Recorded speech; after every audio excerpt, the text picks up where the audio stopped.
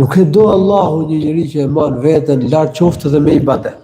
Mund të ketë dhe njëri që e mban veten më lart se tjerë, se thotë unë jam më i devotshëm.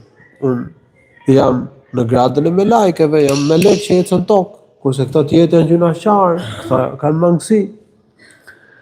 Nuk e do Allahu një njeri që e mban veten lart qoftë dhe me ibadet, qoftë dhe me devocion fetar. Nuk e do Allahu një njeri që bën shumë ibadet, po që ja quan gjotë madhe Allahut. Dhe shet men para njerëzve që unë jam i devotshëm, unë bëj shumë ibadet, unë jam më i mirë se tjerët.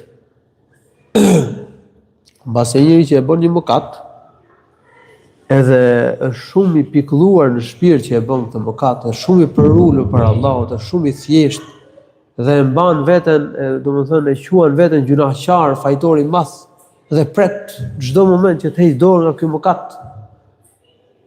Edhe vjen momenti që bën dhe tobe nga ky mëkat, ky mund të jetë më i mirë se tek Allahu, se sa një tjetër që se bën këtë mëkat, por e mban veten lart, shet men para të tjerëve, i pëlqen vetja, mendon se është më i mirë se tjerë.